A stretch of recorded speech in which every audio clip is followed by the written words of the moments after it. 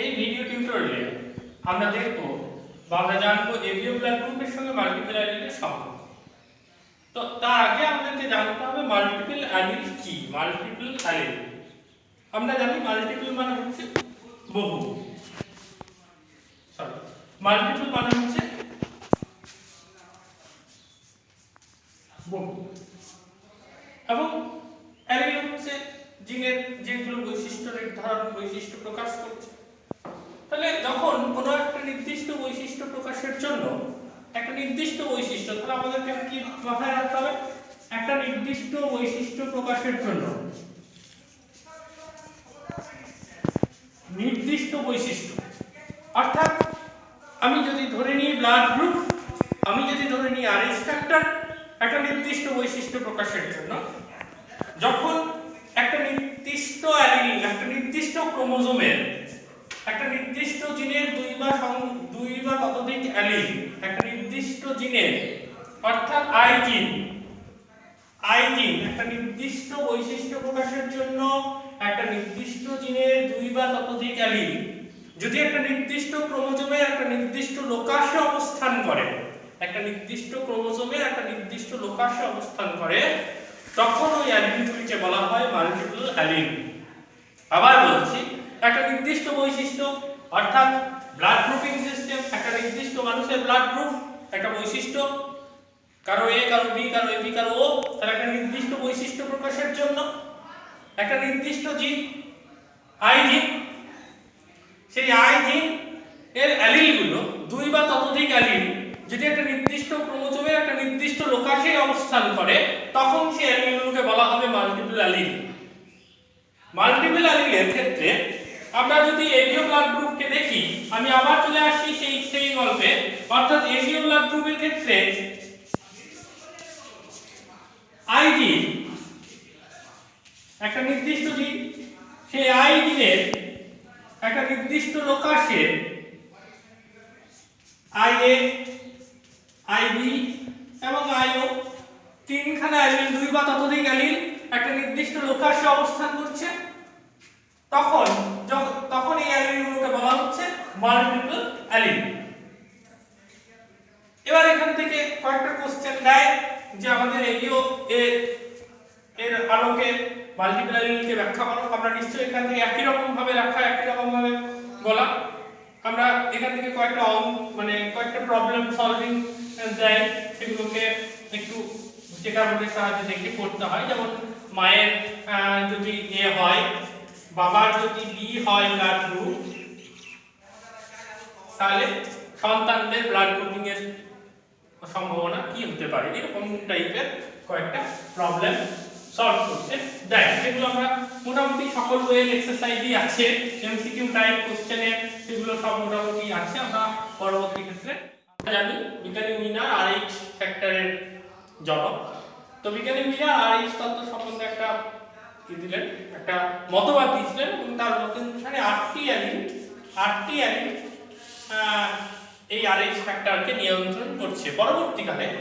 পরবর্তীকালে জিন কমপ্লেক্স তত্ত্ব, ফিশারের জিন কমপ্লেক্স তত্ত্ব, সেই জিন কমপ্লেক্স তত্ত্বে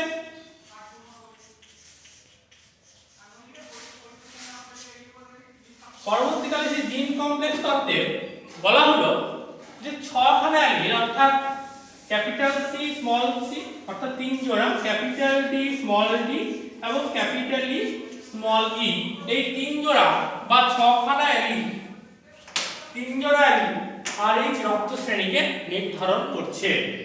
অর্থাৎ এই 3 জোড়া অ্যালিল আরএইচ রক্ত শ্রেণীকে নির্ধারণ করছে। এটাই হচ্ছে আমাদের, অর্থাৎ আমরা তাহলে বুঝতে পারছি আরএইচ ফ্যাক্টরের ক্ষেত্রেও আমাদের 3টে অ্যালিল বর্তমান।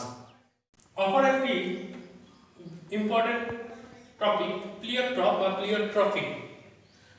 তার আগে আমরা দেখেছি যে মেন্ডেলিয়ান বংশানুসরণের ক্ষেত্রে মূলত সাধারণত সকল প্রজাতি জীবের ক্ষেত্রে একজোড়া বিপরীত বৈশিষ্ট্য সম্পন্ন গুণ তাদের একজোড়া বিপরীত বৈশিষ্ট্যকে নিয়ন্ত্রণ করে। অর্থাৎ সোজা কথায় যদি বলা হয় যে প্লিওট্রপ মানে একটা গুণ প্রকট,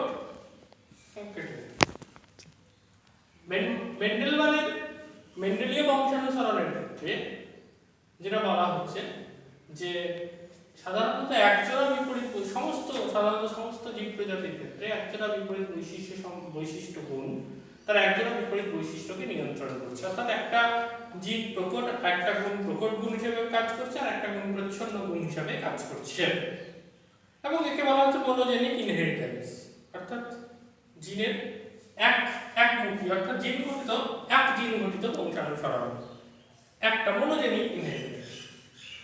কিন্তু আমরা যদি একটা ট্রাফিক পুলিশকে যদি লক্ষ্য করি, চারদিক থেকে চারটে রাস্তা, ট্রাফিক পুলিশ মাঝখানটাতে দাঁড়িয়ে আছে এবং ওই ট্রাফিক পুলিশের কাজ হচ্ছে ওই চারটে রাস্তাকে নিয়ন্ত্রণ করা। চারটে রাস্তাকে নিয়ন্ত্রণ করা মানে অর্থাৎ শ্যামবাজার থেকে একটা আসছে, আরেকটা রাস্তা থেকে আরেকটা আসছে, যদি আমরা পার্ক স্ট্রিটের রাস্তা দেখি, যদি আমরা রবীন্দ্র সদনের অর্থাৎ চারদিকের যে রাস্তাগুলো, বা সোজা কথায় আমরা তো আমাদের সামনের কোনো একটা মোড়ের রাস্তা যদি দেখি, দুবরাজপুর কামারশাল মোড়ের রাস্তা দেখি, সেখানে যদি ওই যে ট্রাফিক পুলিশের যে কাজ ওই দিক থেকে শিবির থেকে একটা আসছে, বক্রেশ্বর থেকে আসছে, আসানসোল থেকে আসছে, তিন দিক থেকে আসা তিনটে বাসকে নিয়ন্ত্রণ করছে কে? একজন। সেরকম প্লিওট্রপির ক্ষেত্রেও আমরা বলবো প্লিও মানে হচ্ছে অনেকগুলো, আমার ব্যক্তিগত মতামত, প্লিও মানে হচ্ছে অনেকগুলো, ট্রপ মানে হচ্ছে রাস্তা, অর্থাৎ অনেকগুলো রাস্তাকে আমি বলি, বইয়ের কথা নয়, কিন্তু প্লিও মানে হচ্ছে বহু এবং ট্রপ মানে হচ্ছে রাস্তা। তাহলে অনেকগুলো রাস্তাকে নিয়ন্ত্রণ করছে একটা পুলিশ বা একটা লোক, সেরকম অনেকগুলো বৈশিষ্ট্যকে নিয়ন্ত্রণ করছে একটা জিন যে অনেকগুলো বৈশিষ্ট্যকে নিয়ন্ত্রণের জন্য দায়ী, অর্থাৎ it is the phenomenon in which a single জিন a single gene product may produce multiple or one or more characteristics, অর্থাৎ অনেকগুলো রেগুলেট কি করছে, একটা সিঙ্গেল জিন একটা অনেকগুলো বৈশিষ্ট্যকে নিয়ন্ত্রণ করছে। অর্থাৎ প্লিওট্রপি হচ্ছে যখন কোনো একটা নির্দিষ্ট প্রজাতির জীবে, যদি আমরা বাংলাতে আসি, কোনো একটা নির্দিষ্ট প্রজাতির জীবে একই জিন পরস্পর সম্পর্কযুক্ত নয়, বারবার বলছি এই কথাটা, পরস্পর সম্পর্কযুক্ত নয়,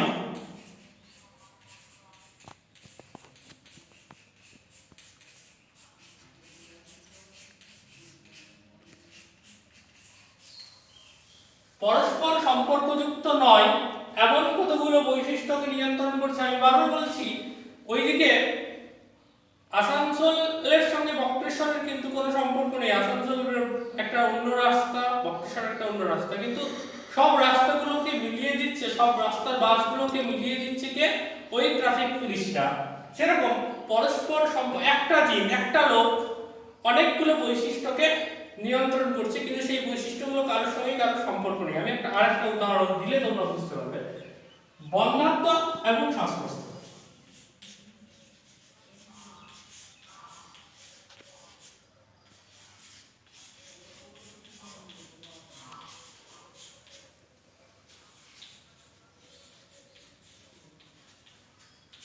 দুটো আলাদা আলাদা বৈশিষ্ট্য। বন্ধ্যাত্ব মানে সেটা আমাদের রিপ্রোডাক্টিভ সিস্টেমের একটা গণ্ডগোল, শ্বাসকষ্ট মানে হচ্ছে তার রেসপিরেটরি সিস্টেমের একটা গণ্ডগোল। অর্থাৎ বন্ধ্যাত্বের ক্ষেত্রে সে তার অফস্প্রিং বা অপত্য উৎপাদনে অক্ষম, শ্বাসকষ্টের ক্ষেত্রে তার স্বাভাবিক যে শ্বাস গ্রহণ অর্থাৎ রেসপিরেটরি প্রবলেম, সেখানে একটা প্রবলেম। কিন্তু দুটো বৈশিষ্ট্যকে একটা স্বাভাবিক জিন, একটা নির্দিষ্ট বৈশিষ্ট্য নিয়ন্ত্রণ করছে, সেটা হচ্ছে ধূমপান। ধূমপান করলে কি হয়? আমরা ক্লাস 11 এ পড়ে এসেছি নিথরসিলিয়া সিনড্রোম। সেই নিথরসিলিয়া সিনড্রোমে বলা আছে যে আমাদের রেসপিরেটরি ট্র্যাক্টের মধ্যে সিলিয়ারি মুভমেন্ট লক্ষ্য করা যায়। নিথরসিলিয়া সিনড্রোম আমরা ক্লাস 11 এ পড়ে এসেছি। সেই নিথরসিলিয়া সিনড্রোমে যদি আমরা দেখি যে এরকম আমাদের রেসপিরেটরি ট্র্যাক্টটা অনেকগুলো সিলিয়া দ্বারা, এবং তার এই সিলিয়াগুলো কি করছে, একটা যে পিউরিফায়ার, একটা ছাঁকনি হিসেবে কাজ করছে। ফলে কি হচ্ছে, কোনো বায়ু, ধুলোকণা, কোনো অ্যারোসেল, কোনো পরাগরেণু বা কোনো দূষক পদার্থ তারা কিন্তু আমাদের ফুসফুসে প্রবেশ করতে পারছে না, কারণ সিলিয়ারি মুভমেন্ট লক্ষ্য করা যাচ্ছে। এবং সিলিয়ারি মুভমেন্ট লক্ষ্যের জন্য এটা কিন্তু আমাদের ফুসফুস ফুসফুসটাকে একটা পিউরিফায়ার এর মতো কাজ করছে ফুসফুসে। ফলে কিন্তু অ্যারোসলগুলো কোনো ধূলিকণা আমাদের শরীরে প্রবেশ করতে পারছে। কিন্তু আমরা যদি দীর্ঘদিন ধরে ধূমপান করি, সেই দীর্ঘদিন ধূমপানের ফলে এই সিলিয়ার যে মুভমেন্ট, সেই সিলিয়ার মুভমেন্টটা নষ্ট হয়ে যায়। এটাকে বলা হয় নিথরসিলিয়া সিনড্রোম। তো এই নিথরসিলিয়া সিনড্রোম, এই সিলিয়ারি টেসির যদি মুভমেন্ট নষ্ট হয়ে যায় তাহলে এটা নড়বে না, তাহলে পিউরিফিকেশন সিস্টেমটা অর্থাৎ যেটাও কাজ করছিল সেই পিউরিফিকেশন সিস্টেমটা নষ্ট হয়ে যাবে। পিউরিফিকেশন সিস্টেম যদি নষ্ট হয়ে যায় তাহলে খুব ইজিলি আমাদের শরীরে, আমাদের ফুসফুসের মধ্যে দূষক পদার্থগুলো ঢুকে যেতে পারবে। ফুসফুসে যদি দূষক পদার্থগুলো ঢুকে যায় তাহলে সেটা প্রথমেই যে কোথায় কাজ করবে, alveoli, where the oxygen carbon dioxide transport বা অক্সিজেন কার্বন ডাই অক্সাইডের যে আদান প্রদান, সেই আদান প্রদানটা ব্যাহত হবে।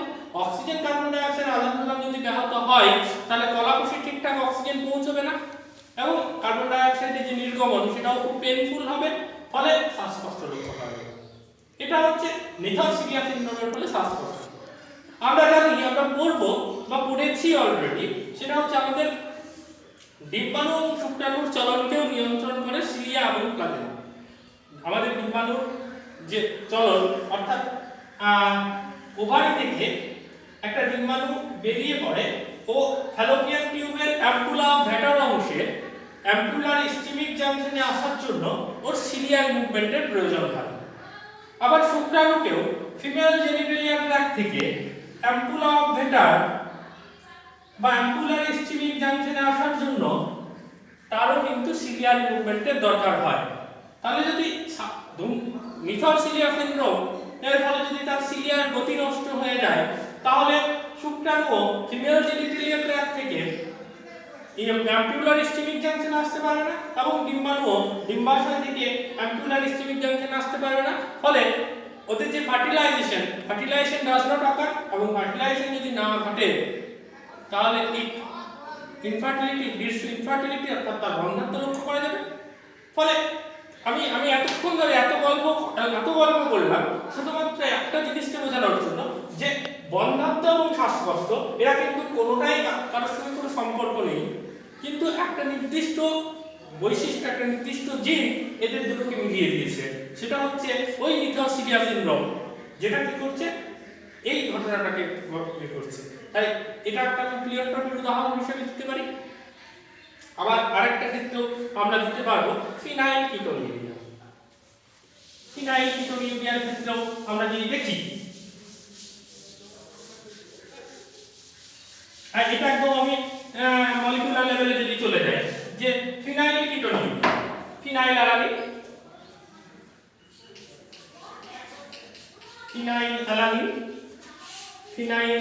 Alanine hydroxylase, phenylalanine hydroxylase কি করবে, ফিনাইল কি করবে, টাইরোসিনে পরিণত করবে।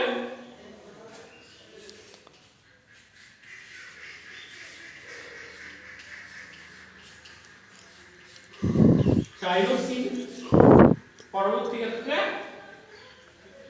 ক্ষেত্রে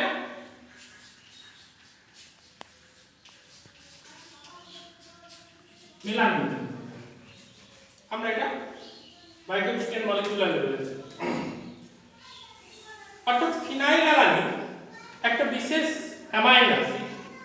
সেই অ্যামাইনো অ্যাসিডটা আমাদের শরীরে ফিনাইল অ্যালানিন হাইড্রোক্সিলেজ এনজাইমের উপস্থিতিতে টাইরোসিনে পরিণত হয় এবং টাইরোসিন মেলানিনে পরিণত হয়। মেলানিন কি করে, আমাদের শরীরের বর্ণ অর্থাৎ ত্বকের বর্ণকে নির্ধারণ করে। এবার যদি আমরা দেখি, যদি এই জিনটা অর্থাৎ ফিনাইল অ্যালানিন হাইড্রোক্সিলেজ এনজাইম উৎপাদনকারী জিন যদি অনুপস্থিত থাকে তাহলে ফিনাইল অ্যালানিন টাইরোসিনে পরিণত হবে না, তাহলে টাইরোসিন উৎপন্ন হবে না, এবং টাইরোসিন যদি উৎপন্ন না হয় তাহলে মেলানিন তৈরি হবে না। শরীরে যদি মেলানিন না থাকে তাহলে একটা বিশেষ রোগ দেখা যায় যার নাম হচ্ছে which leads to albinism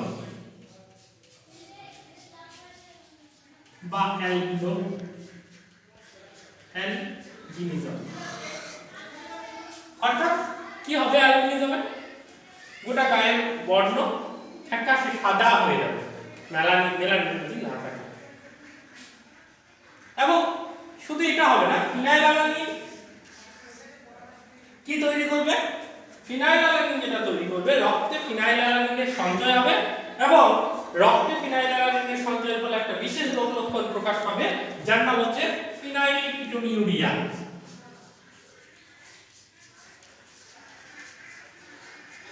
এবং সেটা মূত্রের মাধ্যমে বেরোবে। আমরা জানি এটা একটা মূত্রের রোগ, ফিনাইলকিটোনিউরিয়া। অর্থাৎ একটা রোগ, এই রোগটা আমাদের রেচনতন্ত্রের রোগ, রেচনতন্ত্রের গোলযোগ। অর্থাৎ ফিনাইলঅ্যালানিন যদি এই উৎসেচকটা না পায় তাহলে টাইরোসিনে পরিণত হবে না, টাইরোসিন মেলানিনে পরিণত হবে না। তাহলে ফিনাইলঅ্যালানিনকে তো কোথাও থাকতে হবে, সেই ফিনাইলঅ্যালানিন কোথায় থাকবে? রক্তে জমা হবে।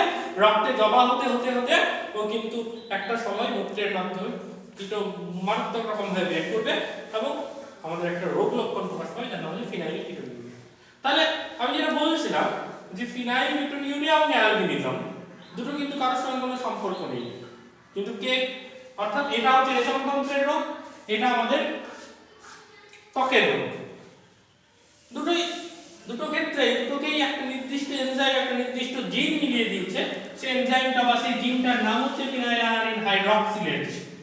তাহলে একটা নির্দিষ্ট জিন, আমি আবার সংজ্ঞাতে আসছি, যখন কোনো একটা নির্দিষ্ট প্রজাতির জীবে একটা নির্দিষ্ট জিন পরস্পর সম্পর্কযুক্ত নয় এমন কতগুলো বৈশিষ্ট্য, এমন এক বা একাধিক বৈশিষ্ট্যের বহিঃপ্রকাশকে নিয়ন্ত্রণ করে, তখন তাকে বলবো প্লিওট্রফ।